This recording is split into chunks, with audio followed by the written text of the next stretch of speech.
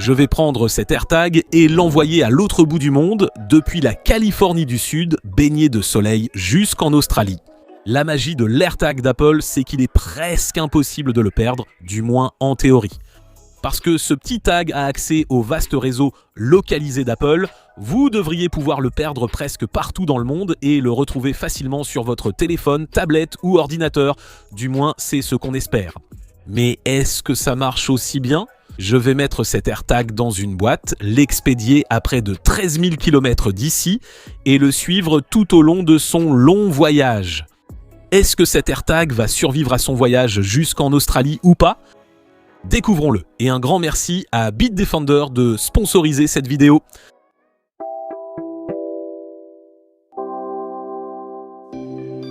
Je suis sûr qu'à présent, vous connaissez tous bien l'AirTag. Le nouveau tracker discret d'Apple peut être mis dans un sac à dos, un sac à main, un portefeuille ou sur un porte-clés pour surveiller et retrouver vos objets s'ils disparaissent. Le réseau localisé est-il vraiment aussi vaste et simple d'utilisation qu'Apple le promet dès l'installation ? Nous avons un AirTag et nous allons l'envoyer à notre ami, le célèbre informateur Apple Sonny Dixon qui nous aide pour ce projet spécial. Et un grand merci à Sonny de nous aider avec cette idée un peu folle et dingue. Permettez-moi d'être clair, cette vidéo est uniquement à des fins éducatives. Vous avez bien compris ? On est d'accord. Très bien. Ça va, c'est bon ? Passons à la suite. Maintenant que vous connaissez les bases de l'AirTag et que vous avez une idée de notre plan, configurons cet AirTag avant de l'emballer, de le mettre dans la boîte et de l'expédier en Australie. Ce qui est bien avec les AirTags, c'est que comme la plupart des produits Apple aujourd'hui, ils sont très simples à configurer. Voilà, c'est l'AirTag lui-même, il est vraiment petit. Je voudrais comparer avec un autre objet, mais ça fait à peu près la taille d'une pièce de 25 centimes, juste un peu plus épais. Et la configuration est vraiment simple. Il suffit simplement d'enlever l'emballage ici, ce qui va activer la batterie. Tirez dessus. Et c'est vraiment aussi simple que d'approcher l'AirTag d'un appareil sous iOS 14,5 et d'appuyer sur Connecter. Ensuite, on peut lui donner un nom comme sac à dos, vélo, appareil photo, sac à main. Celui-ci mérite presque un nom unique pour ce voyage spécial. Choisissons-lui un nom personnalisé, comment l'appeler ? Tu sais, la seule chose à laquelle je pense, sans savoir pourquoi, c'est que quand j'étais enfant, il y avait Flat Stanley. On le fabriquait en art plastique, puis on l'envoyait dans le monde et les gens prenaient des photos avec lui. Ce n'est pas la même chose ici, mais juste pour rendre hommage à ça, je vais donner un nom à ce gars et je vais l'appeler Stanley. C'est un peu notre nom sympa, un nom pour notre petit AirTag qu'on va suivre à travers le monde. Je vais continuer et ensuite on pourra choisir un emoji si on veut. On va lui mettre les lunettes de mec cool car c'est un AirTag cool. J'appuie sur continuer puis il me demande d'enregistrer cet AirTag sur cet identifiant Apple. On continue. Voilà. Nous sommes presque prêts. Un message de bienvenue s'affiche dans localiser, localisation précise. Je peux jouer un son ou obtenir des directions mais ce n'est pas pour maintenant. On va juste appuyer sur terminer et c'est bon. Stanley est prêt à partir. Il a 100% de batterie et maintenant il est temps de le préparer et de l'envoyer pour sa grande aventure. Très bien, je suis arrivé au centre d'expédition ici. Nous allons expédier ce gars-là via DHL. Stanley est en sécurité dans la boîte. Comme vous pouvez le voir, l'emballage n'est pas vraiment mon point fort. J'espère que ça arrivera en bon état, mais j'ai mis du papier bulle. C'est sécurisé, c'est prêt à partir. Allons à l'intérieur, mettons une étiquette d'expédition dessus et envoyons-le en Australie. Très bien, donc première mise à jour sur Stanley, il est en route. On dirait que le chauffeur DHL est venu récupérer le colis. Jusqu'ici, tout va bien. La mise à jour date de 2 minutes, c'est donc une nouvelle adresse. On dirait qu'il se rapproche de sa destination finale. Nous sommes maintenant à l'aéroport. Voyons si on peut obtenir une adresse ici. Nous sommes à LAX. Voilà, c'est plutôt cool. Donc ça semble vraiment bien fonctionner. Je suis très impressionné et curieux de voir ce qui va se passer demain et si notre AirTag va sortir des États-Unis ou aller dans un autre État. Nous verrons dans quelques heures. Il y a 41 minutes, nous avons reçu un signal indiquant sa position, probablement posé sur une palette ici à LAX, juste en train d'attendre d'embarquer dans un avion. Ça continue. Tout se passe bien jusqu'à présent. Et voyons demain si ce truc monte dans un avion et commence vraiment son aventure autour du monde. Très bien, il est presque 18h ici, dimanche soir, et nous n'avons pas eu de mise à jour depuis 10h23 ce matin. Donc je vais supposer que l'AirTag est bien monté dans un avion et qu'il se trouve quelque part, j'espère très loin de LAX. Je me demande ce qui va se passer demain matin, où cela va finir, et si nous aurons des notifications ou mises à jour de localisation ce soir. Mais jusqu'à présent, il semble que nous soyons toujours en route, et j'espère que cet objet est bien dans un avion et qu'il s'éloigne d'ici. Mise à jour du lundi matin. Nous sommes arrivés en Australie il y a quelques heures, mais je ne vais même pas essayer de faire le calcul du décalage horaire ici. Donc nous avons l'AirTag en Australie. Voyons ce que dit l'application localisée. Waouh, voilà. Vu pour la dernière fois ce matin à 4h27 à 12 092 km d'où je me trouve en ce moment. Je viens d'avoir une mise à jour en temps réel pendant que j'enregistrais. Nous étions restés plusieurs heures sans mise à jour et puis tout à coup, une nouvelle notification est apparue sous nos yeux il y a quelques minutes à peine. Quelqu'un est passé avec un appareil du réseau localisé, sûrement un iPhone. On a reçu une nouvelle mise à jour et voilà, il y a 2 minutes, c'était localisé ici, près d'un bâtiment. L'AirTag fonctionne toujours et nous poursuivons toujours notre trajet. J'ai reçu une mise à jour il y a environ 1 heure à 3h05. J'essaie toujours en ce moment de voir s'il y a une mise à jour dans une rue. Donc je vais supposer qu'il y a probablement un camion qui est passé près de quelqu'un avec un iPhone ou quelque chose comme ça.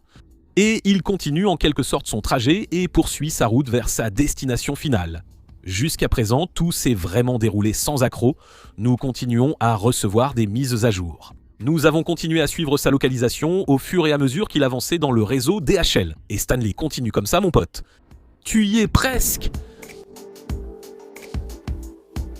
Il est un peu plus de 20h30 ici, mercredi soir, le 5 mai, mais notre AirTag est arrivé à sa destination finale bien plus tôt que prévu. DHL indique toujours que la livraison n'est pas prévue avant le 17 mai, mais nous avons eu la confirmation finale de Sunny lui-même qu'il a bien reçu l'AirTag, ce qui est fou. En moins d'une semaine, il a voyagé de Los Angeles jusqu'en Australie, à 12 725 km de moi en ce moment. Et nous avons pu le suivre à peu près à chaque étape du trajet. J'ai l'impression qu'on a tiré beaucoup de leçons intéressantes. Nous avons démystifié certaines idées reçues, découvert quelques secrets et c'est le moment ici de déballer tout ça et d'approfondir le système AirTag, son fonctionnement et ce que vous devriez ou ne devriez pas faire.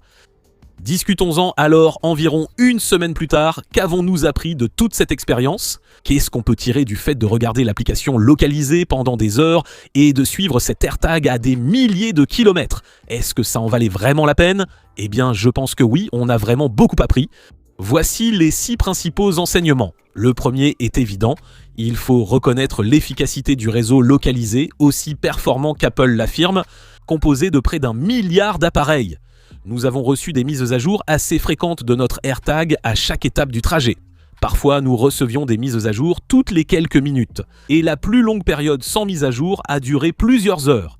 Mais je pense que la raison pour laquelle nous avons eu ce long délai sans mise à jour peut s'expliquer. Soit l'AirTag se trouvait dans une partie de l'entrepôt où personne ne passait avec un iPhone ou un Mac, soit il était dans un avion en transit sans réseau mobile et il n'y avait aucun moyen pour l'iPhone à proximité de se connecter à Internet pour mettre à jour la position.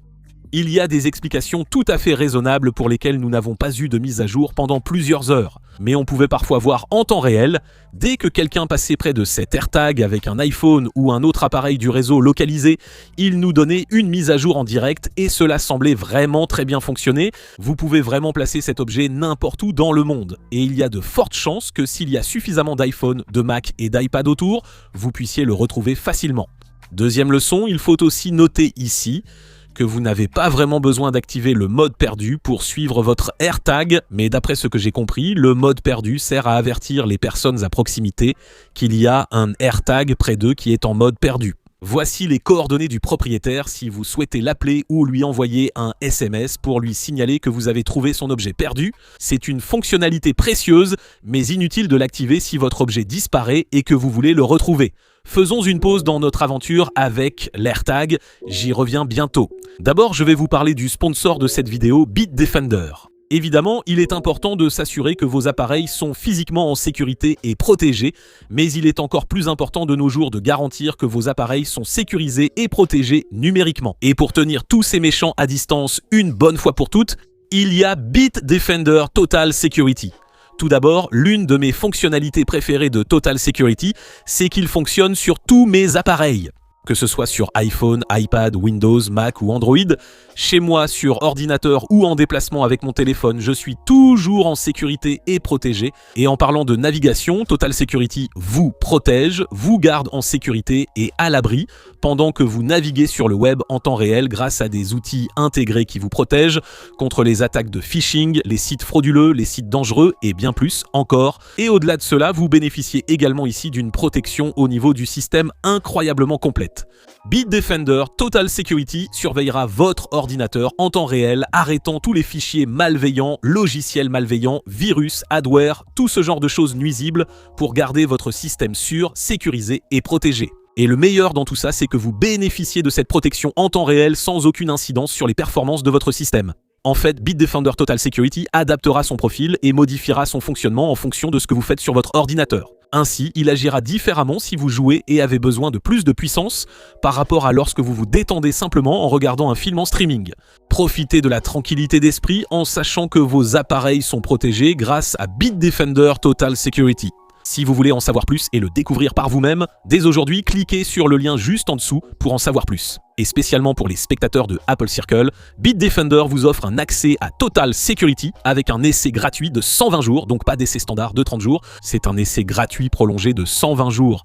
Ainsi, vous pouvez installer Total Security sur tous vos appareils, le configurer, le télécharger, l'installer, le paramétrer et éloigner les personnes malveillantes, les tenir à distance avec Bitdefender Total Security. Pour en savoir plus et l'essayer, ce que je recommande, cliquez sur le lien ci-dessous. Troisièmement, autre point évident, votre AirTag émettra un son, ce qui est appréciable. Donc si vous perdez votre AirTag entre les coussins du canapé ou dans un sac à dos de l'autre côté de la pièce ou de la maison, il vous suffit d'appuyer sur le petit bouton de votre iPhone pour émettre un son et vous entendrez un bip et une alerte sonore de votre AirTag, ce qui vous permettra de le retrouver facilement, ce qui est appréciable. Mais il y a aussi un autre élément intégré à cela, et c'est pour la confidentialité et pour une fonction anti-harcèlement. Si votre AirTag est séparé de votre iPhone pendant une longue période, c'est-à-dire 3 jours actuellement, il commencera à émettre un bruit lorsqu'il sera déplacé. Le point clé numéro 4 est un autre point très important dans le domaine de confidentialité et de sécurité. Apple a mis en place de nombreuses mesures de sécurité avec les AirTags pour éviter leur utilisation à des fins malveillantes telles que le harcèlement ou le pistage. Mais il y a eu quelques critiques, certaines personnes disent que ce n'est tout simplement pas suffisant. Le Washington Post a publié tout un article sur certaines des méthodes qu'ils ont utilisées pour contourner ces dispositifs et pour voir à quel point les fonctionnalités anti-traçage fonctionnaient. Ils ont émis quelques critiques, évidemment il faut prendre cela avec des pincettes. L'avantage est que beaucoup de ces éléments étant logiciels, Apple peut les ajuster côté serveur pour améliorer leur fonctionnement dans certains cas. Et évidemment, plus il y a d'AirTags en circulation, plus Apple en saura et plus ils pourront faire d'ajustements. Le 5e point à retenir concerne Tile et la comparaison avec l'AirTag et l'écosystème Apple. Et je dirais que c'est la question à $1 million, même si de nos jours, on dirait plutôt que c'est la question à $1 milliard pour savoir quel système est meilleur et supérieur. Actuellement, de nombreux débats portent sur l'écosystème à choisir, que vous optiez pour AirTag ou pour Tile. Tile a l'avantage de proposer plusieurs formats, contrairement aux AirTags qui n'existent qu'en un seul format. Et Tile prend également en charge nativement Android et Windows. Mais cela dit, quand il s'agit vraiment de retrouver vos affaires, on ne peut pas nier que le réseau localisé est plus vaste que celui de Tile. Tile ne donne pas de chiffres précis sur la taille exacte de son écosystème, et ils viennent même d'annoncer un partenariat avec Amazon pour agrandir encore cet écosystème. Mais avec une entreprise comme Apple qui fabrique ses trackers et développe logiciels et matériel pour Mac, iPod, iPad et iPhone dans le monde entier, il est difficile de rivaliser avec un réseau aussi complet. Et enfin, la 6e leçon, c'est juste un truc super cool que je voulais partager avec vous. Il s'agit d'un menu secret, une fonctionnalité cachée avec les AirTags dans l'application localisée. Quelqu'un sur Reddit a découvert ça, je trouvais ça cool et voulais partager. Attention, Attention, cela peut être corrigé selon la version d'iOS que vous utilisez. Donc essayez, ça pourrait être corrigé, mais sinon vous devriez pouvoir y accéder très simplement en allant dans l'application localisée, puis dans la fonction de recherche qui utilise la puce U1, et comme vous pouvez le voir ici, il essaye de localiser mes AirTags. Ensuite, je vais appuyer sur mon nom en haut à gauche 4 ou 5 fois, donc 1, 2, 3, 4. Voilà, et maintenant j'ai accès à un menu caché qui m'affiche des données en temps réel ainsi que différentes analyses et détails sur l'AirTag. AirTag, je peux bouger mon téléphone, je peux voir les valeurs changer et je vois aussi plusieurs interrupteurs et curseurs différents que je peux ajuster. Mais soyez prévenus que si vous modifiez ces interrupteurs et curseurs, cela change la façon dont les AirTags fonctionnent avec votre téléphone. Donc je ne toucherai probablement pas à ces curseurs. Ne touchez à rien. Il est intéressant de voir qu'un menu développeur caché est présent dans une version finale publique, accessible pour modifier certains réglages comme la couleur. Vous pouvez modifier certaines façons dont les AirTags fonctionnent avec votre téléphone. Et il y a plein de choses de sympas que les gens ont trouvées ici. Si vous voulez vous en débarrasser, c'est possible. Il suffit d'appuyer à nouveau sur le coin supérieur gauche. 1, 2, 3, 4. Ça disparaît et ça redevient normal. Super cool. Essayez ce menu caché des AirTags par vous-même, et c'est tout les gars. Voilà l'aventure AirTag, l'envoyer à travers le monde à près de 13 000 km et pouvoir le suivre tout au long du trajet. Je suis vraiment impressionné par la façon dont tout a fonctionné. Le réseau localisé a parfaitement marché, l'AirTag semblait fonctionner normalement et tout a marché comme Apple l'avait dit, ce qui n'arrive pas toujours, mais quand ça arrive, c'est vraiment agréable à voir. Qu'est-ce que vous en pensez les gars ? Avez-vous envisagé d'envoyer un AirTag à quelqu'un pour tester son suivi ? Je ne le conseille pas, mais suis curieux si cette vidéo vous a inspiré. Achetez-vous des AirTags, que suivez-vous et combien en avez-vous ? Laissez un commentaire ci-dessous sur vos projets avec les AirTags. Merci d'avoir regardé cette vidéo. Je suis Robert Rosenfeld d'Apple Circle. À bientôt dans la prochaine vidéo.